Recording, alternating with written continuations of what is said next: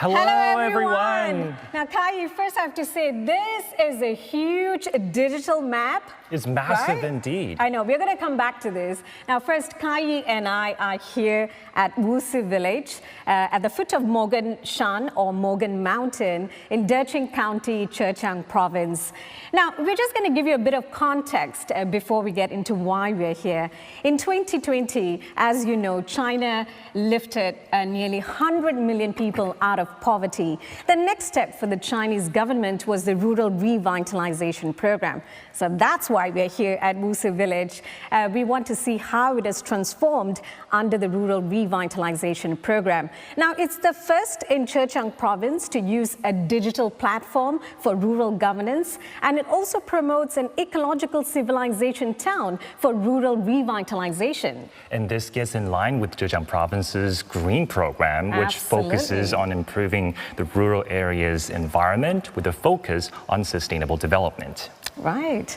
So now this map here, we have to talk to our viewers about this map, right? Yeah. Yeah. And yeah, of course, the Wusi Village actually prides itself with a new model of rural governance. That's why we have Mr. Sun, Party Branch Secretary of Wusi Village here today. Thank you for joining us on the show, sir. We know that this screen right here is a digital village map. Almost everything you can think of in terms of the village governance, you put it in this one single map. It monitors in real time the change in living conditions, the rural production, the environment, you name it. So just to start, Mr. Sun, could you just briefly introduce to us how exactly does it work? 能否简单和我们介绍一下这块大屏？我们这块大屏是通过 so for this 地理信 screen, 息。 we have summarized a lot of information and also the big data, so you could see this digital map. We have 5 sessions in this map. For example, we have an introduction, so it is like a briefing and also a planning of the village. So first of all, we have to do the planning well in order to build a beautiful village. And the second is about the service. And also we have all the requests from the villages, for example, the healthcare and the medicine and also the education, etc. Everything we can find in this map. Third is about the governance and the management of the village. This is very important for us, especially we have to focus about the well-being of our villages and the economy of the village. The fourth one is about the village environment. For the environment, for us, Wusi Village, we have focused on the ecological protection, and this is also echoes to the model program in China. We have to improve the income for our villages, and fifth one is the village governance.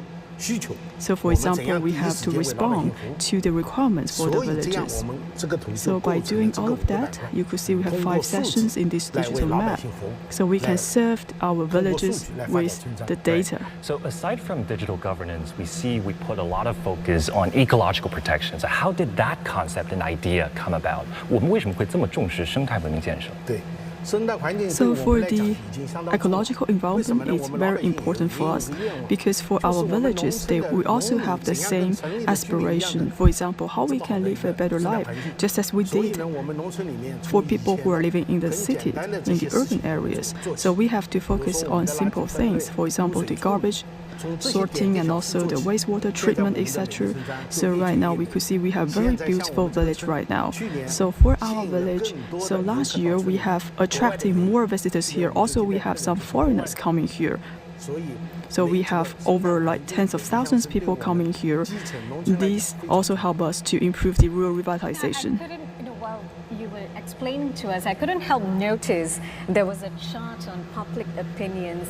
So, Mr. Sun, I want to ask you, you listen to the people, get their feedback, and I mean, is this part of the initiative of improving people's lives? 那么我们这些年村民的生活得到了怎样的改善？ As for the livelihood, in order to improve the lives for our people, we could see they have a better life right now. So for all the villages, they have cars, they also live in a very good household. So when we are doing all of the job, we could see for the farmers, they can also do the hostels, and also they can open the bed and breakfast. As the improvement of the ecological environment, they have getting a better life. very much for your time, sir. Thank you. What a great initiative, Kaiyi. I mean, just listening to Mr. Sun telling us how the villagers' lives have improved, I think that's a fantastic initiative. And I want to pick up on what Mr. Sun said about international visitors coming here. And the thing is, this digital map is actually bilingual. You've got in Mandarin and English. So for international visitors, when they come here, it's easier for them to understand how Wusi Village works. Right. And speaking of international visitors, Gaz, the tourism industry locally is bustling in recent years. Right. We saw yesterday, right? And not only foreigners, more and more locals are choosing this place as their holiday destination. And speaking of which, let us now hand it over to our reporter Chen Lanyou, who is at one of the local resorts. So Lanyou, tell us what you're seeing there.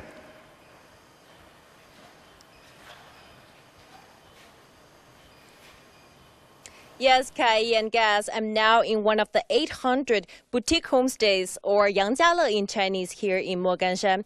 Well, with its stunning scenery and accommodation options for every budget, Moganshan has become a popular tourist destination for urbanites, especially from nearby cities like Hangzhou or Shanghai.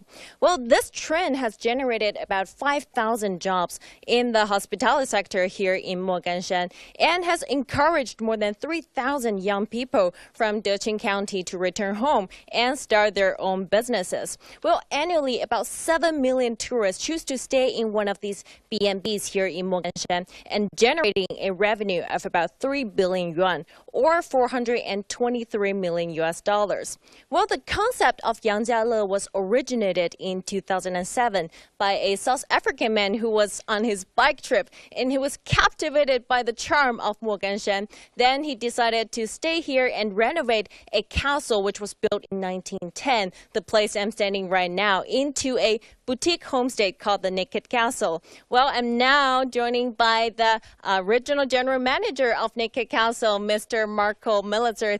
Thank you so much for being here. Yes, hi, and I'm very excited. Thank you very much. So, Marco, I know you've been working in cities like Beijing and Sanya, and you're from Germany. So what is it about Moganshan that makes you want to stay here and work here long term? So I came to Moganshan around 10 years ago because I joined the lifestyle and hospitality company Naked Retreats, who's very much focused on sustainability and environmental protection and first-class service. So initially I led our first resort here in Moganshan, Naked Stables, and then was involved in the opening of Naked Castle here in 2017. There's actually a very interesting backstory to this resort. Our founder, Grant Horsfield, found ruins on top of the mountain and discovered the story of Dr. Duncan Mayne, a Scottish missionary who came to Moganshan around 100 years ago and built the first castle here. Well, and Moganshan, with the scenery, is a very pleasant place to be, so that's why I call it my home. Fascinating. So I understand that ecological protection is a key focus during the renovation process of the castle. So can you share with us more about this process, and also what role does local government play in this process? Yes, indeed, it was very important for us. For example, when designing all the properties and roads, we make sure that all the old trees around that area were preserved. And natural material and sustainable material was used during the construction. And also the old paths and historical paths were actually being kept. Yeah? And the local government, extremely supportive, especially with all the compulsive regularity. So they were very helpful, and it helped that they had the same vision as us. So basically, cooperation, innovation, supporting each other definitely made this project the key to success. Thank you so much, Marco, for your time and insights. Yes, indeed, ecological protection is indeed important. As economy grows, we must prioritize ecological protection. And speaking of which, let's look at how a southern Chinese city is promoting ecological protection. Take a look. This is Changkou Village in Sanning City, southern China. 3 years ago, it made headlines by securing the country's first forest carbon credit stamp, with locals earning money from the scheme. We each received 150 yuan from the sale. Everyone found it incredible and amazing that even air could be sold. Well, the sale wasn't exactly of air, but the net carbon sequestration of trees over a 5-year period. Unlike typical carbon trading schemes in China and elsewhere, which focus on newly planted forests, Sanming's innovation credits existing trees. The Sanming Forestry Bureau spearheaded the initiative. On the 23rd of March, 2021, General Secretary Xi Jinping visited Sanming for an inspection tour and proposed the need to explore and improve mechanisms for realizing the value of ecological products. That was a catalyst. Just 2 months after President Xi's visit, in May 2021, the Bureau issued its first forest carbon credit stamps. Since then, nearly 50 such projects have been launched in villages under Sanming City's jurisdiction, generating 2.3 million yuan or $330,000 in carbon trade. The extra income aims to better protect local forests and raise awareness about their ecological value. Carbon sinks are actually one of the most environmentally friendly, cost-effective, and practical measures. People's attitudes and perceptions about this idea are changing, and the shift is growing. By protecting our forests, we can gain even greater economic value from them. A local afforestation company compared a well-managed forest plot with one that has not been fertilized and weeded. The total timber volume here is 14 cubic meters per mu, while the adjacent area only reaches 7 to 8 cubic meters per mu, which is about a 40% difference. The managed plot grew at a faster rate, therefore absorbing more carbon. Other provinces have begun issuing their own forest carbon credit stamps. But one challenge is the lack of wider recognition for these stamps. They don't count as China's certified emission reductions, known as CCER. This means the stamps cannot be used by major emitters to meet their carbon caps. Still, planners hope a national standard will be established to give the stamps wider tradability. Changkou has become a monument in China's ecological campaigns. In 1997, then Provincial Deputy Secretary Xi Jinping remarked here that lucid waters and lush mountains are invaluable assets. This slogan, etched in stone at the village center, served as a guiding principle that economic growth and environmental preservation must go hand in hand. Chen Mengfei, CGTN, Changkou Village, Fujian Province.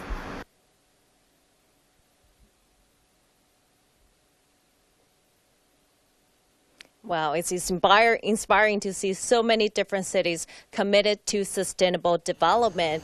Well, now I'm going to go get ready to show our viewers more of Nikkei Castle on our CGTN social media platform. But now let's hand it over to Gas and Kaiyi to see what else they have prepared for us. Back to you, Gas and Kaiyi. Lanyo, thank you for the great report. Kaiyi and I are actually going to crash a party of these lovely young people. Hi. Can we join you guys? Can we join you guys? Thank you. Thank you. So we are at an RV camping base inside Wusi Village. And now this is part of the village's efforts to promote ecotourism. And do you guys, do you come here often to catch up with your friends? Yes, quite a lot. Yeah. Right. Why don't you guys just introduce yourself? Oh, hi, I'm Bonnie. I used to study and lived in overseas for 8 years now and moved back to Moganshan, currently running my own digital nomad hostel at the moment. Yeah. Hi, I'm Huan. I normally live in Shanghai. I have an art program in here. We organized art exhibitions, we organized music concerts, and we do culture transmissions in Moganshan. I'm Yu. I studied in Germany before. Right now, I come back to run a homestay, basically to make it a space for culture exchange and communication, so people can have their own voice here. Hi, I'm Dan Hong. I manage a homestay here, and the environment and people here is very good. So welcome to Moganshan. So you've been here all your life in Deqing County? Yes, wow. I never left. Never left? Wow, that's really nice. Wow. What about you? I'm Jiang Zanpeng. Also, my hometown is just here. Yeah. So I'm doing the outside work, for example, climber, hiking, and the kayak. Okay, Just like nice, nice. And I also see there's a lovely spread of local delights here. I recognize this one. We tried it yesterday, right? On this yesterday.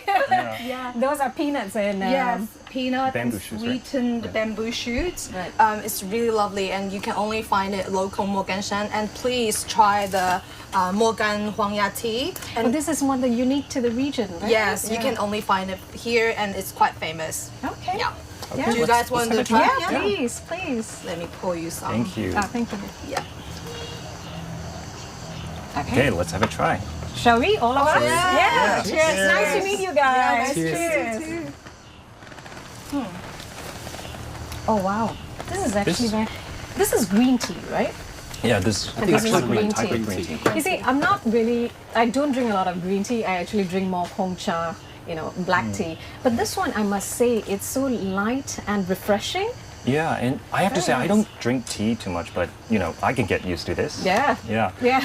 So some of you just mentioned you studied abroad or you lived in nearby cities. So what drew you back to your hometown?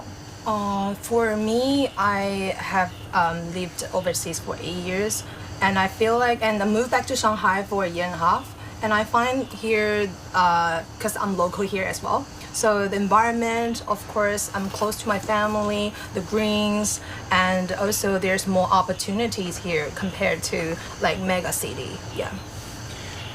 Yeah, I've been living in Shanghai, for a long time, but since we have this art program in here, I come here very often, almost every week, and meet my friends, and we like doing music concerts in here, and meeting new people in here, and that's what we do.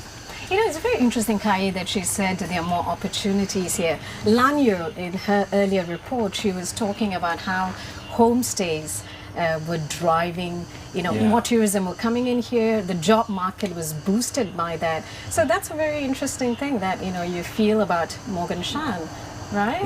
Yeah. So you guys, all of you, you do different, you offer different activities or services to people from young to the elderly. What kind of trend are you seeing among your visitors? And what is attracting them to Moganshan? I think definitely the environment, the green, the bamboo forest, the beautiful hill, Moganshan here, and also I think outdoor definitely a big element here in Moganshan. The trial round, there's the biggest race here, like in November every year, and also like what Zhejiang is doing, like cycling as well. I think that's definitely what attracts people attention, especially young people. Yeah, obviously it's very beautiful. And the things that I found out is not just like the countryside, like you were being. It's very convenient. Like you got everything you need. So which is like it's totally the same, which is like you live in the city. You see, I'm going to pick up what you said. Everything here, and you're absolutely right, because when we first came to Moganshan, remember we were talking about it, and we blew out of our expectations. We thought it was going to be a really rural area, but it had everything, which was amazing, right? Yeah. And once again, thank you so much for your time, guys. All right, guys. So nice to meet you guys. Thank you. We crashed into your party. Thank you. As we just heard, guys, more and more people choose to come to Moganshan because of the eco-friendly lifestyle here in Deqing County. And it's interesting to see that it's the young people here who are driving the trends. Absolutely. And one thing also, during our time here, we saw how Wusi Village has completely transformed under China's rural revitalization program. It is the first in Zhejiang province, we mentioned, that uses a digital platform for rural governance. It also promotes ecological protection as part of its efforts to transform the village and improve their lives. So I think it's a great initiative. The government actually, in a roadmap earlier this year, plans to expand this program to include e-commerce, sky-tech development, logistics, and ecotourism. So Kaiyi, I think it's a great initiative. Yeah, and I guess maybe that's all we have here. But before we go, guys, I heard you were out enjoying the view the other day and did a vlog on it, right? Yes, I did horse riding. Yeah, yes. How about we check it out? Sure.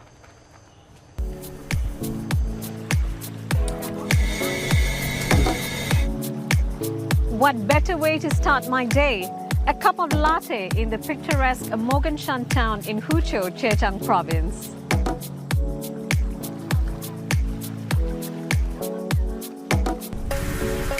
If you want to escape the hustle and bustle of city life, this is it, the best of country life. From hiking, biking, paragliding to bamboo shoot harvesting, experience the beauty of rural life. For me, it's horse riding. I'm all set.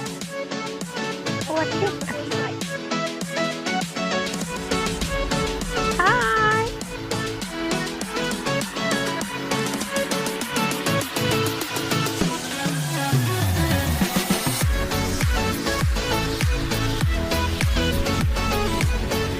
There are several types of accommodation here. Most of them are surrounded by lush bamboo forests. With an eye on sustainability, they maximize the use of natural resources in Morgan Mountain. The beauty of Moganshan town is timeless. But what stands out for me is how it is transformed under China's rural revitalization program. And with a focus on ecological protection, it is one of the most developed rural areas I've seen so far in China. Simply breathtaking.